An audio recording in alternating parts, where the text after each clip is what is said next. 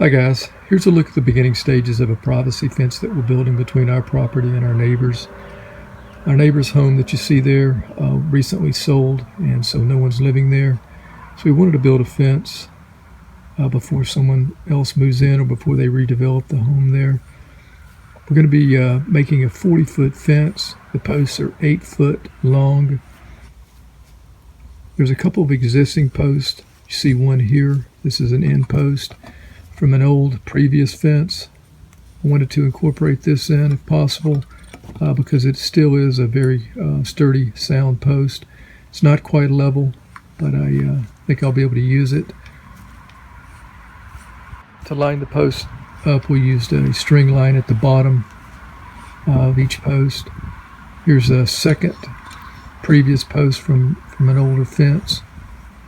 This is not level either, but still a good post.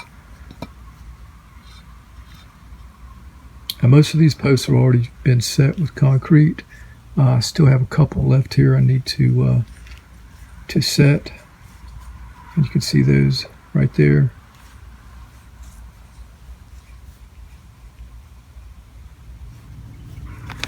For each post, I dug down about 30 inches in the red clay. Then I added some gravel, about 4 to 6 inches of gravel, and then placed the posts on top of the gravel. That gravel will allow for any kind of sitting water to drain. Then I concreted the post in place, let that set, and then top that off with the red clay or dirt, building a mound for water runoff. I used a quick-reat concrete mix, 60-pound bags. Just mix that with water.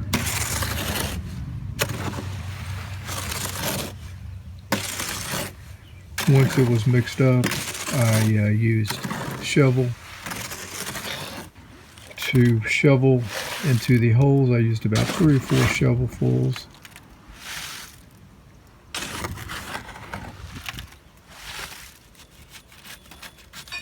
Then I used a tamping rod to remove any voids, and then just filled the holes up with the rest of the concrete. Frame the fence, we use 16 pennyweight 3.5-inch galvanized nails, and then to place the pickets we use 6 pennyweight 2-inch nails. Once the posts were set, we started lining our rails up. We used a string line to decide where to put the rails. Once we decided where the rails were going to go, we drew a line underneath the 2x4s and placed a couple of 2-inch nails.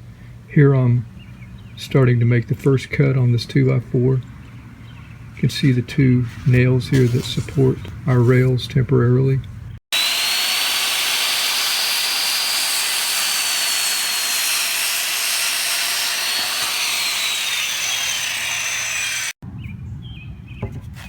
Now I can set the cut 2x4 on a 2-inch nail.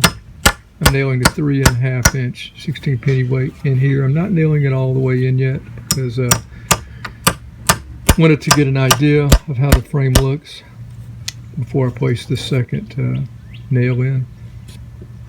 For the next rail, just placed it on that 2-inch nail. Then on the other end, was able to place it on the nails as well. Make sure that it was flush on that end, and then just draw my line for cutting here. Really helpful doing it this way if you're working by yourself.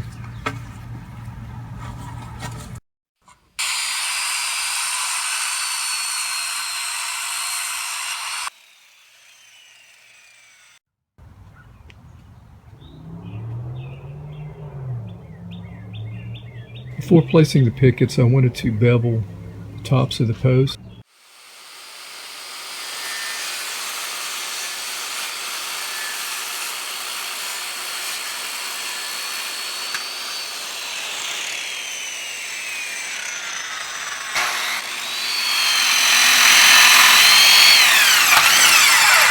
This will allow for rainwater runoff, plus it just looks nicer. You can see the tops of the posts here, as well as the framed fence.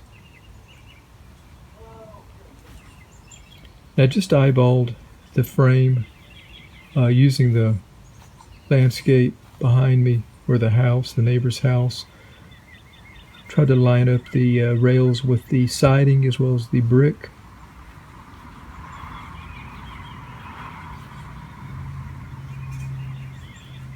Ran those 2x4s wild because I'm going to want to put a couple of extra pickets there and close that gap between the fence that I'm building and the neighbor's fence that you see.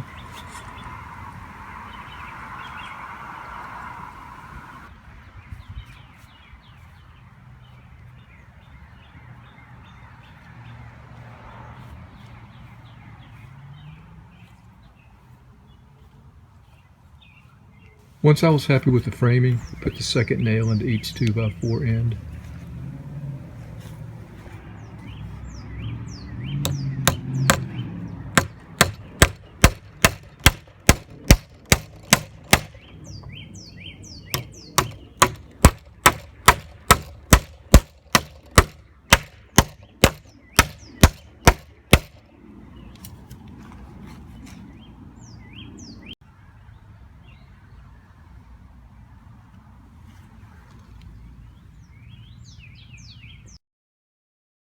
When placing the pickets, I put up one picket at the end post, nailed it in place, and then started a string line from that picket all the way to the other end post picket. At the other end post picket, instead of nailing it in place, temporarily held it with a clamp and stretched the string out, pulled it very tight, wanted to have a straight line across, replacing the tops of the pickets in between. Also wanted to position that end picket so that I could put a fascia piece flush with that.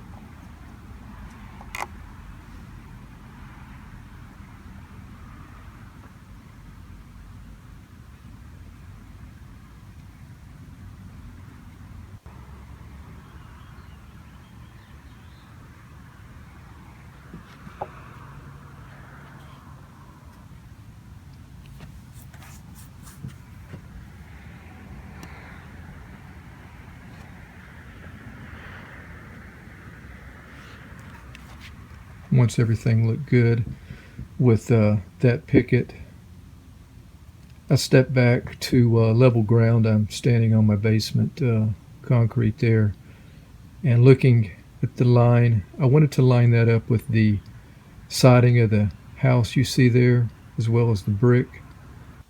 Once I was happy with that, I just removed the clamp and went ahead and nailed it in permanently. After cutting and placing about 7 pickets, I took a second look at the string line to make sure that everything looked good, and it still was very straight, tight, so knew I was on track to continue. To cut the pickets to size, we would take the pickets, turn them upside down on the dog ear end. Found it faster to take about 3 at a time and just hold them in place. I could hold 3 with one hand.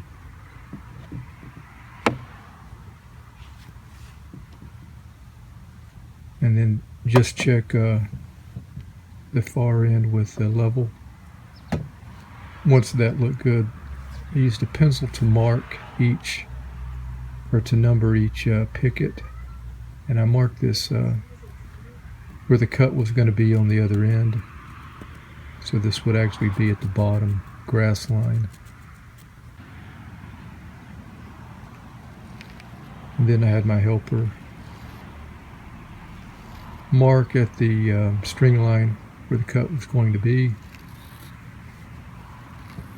I didn't tell him that it was really not that critical to have it exact here, but he did a really good job nonetheless. Once they were marked, we sawed them off. It would have been nice to have a table to saw 3 at a time. Once they were sawed, took them back, put them in place just under the string line, and then nailed them in place.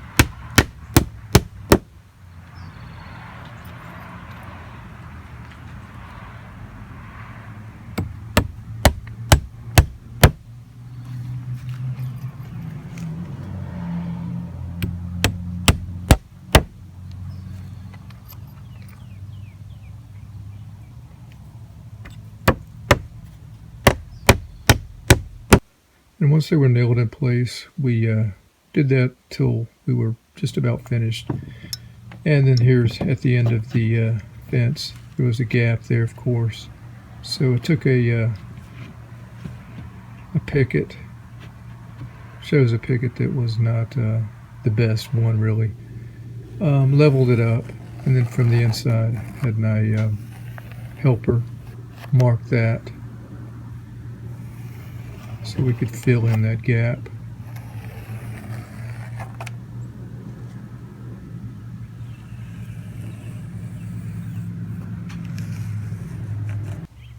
And here's a look at that piece placed in. Then you can see I went ahead and put a couple back there where I had those 2x4s run wild. And here's a look at the finished fence. This is the inside. We used 91 pickets, approximately 40 foot. These are 8-foot pickets. We did saw them off about a foot, so we're talking about a 7-foot privacy fence. We went with the 6-foot pickets. Could have saved quite a bit of money. The 6-foot were $1.25. These 8-footers were $2.56. We did not have any space between them. Should be some shrinkage after a while. Here's a look at the outside.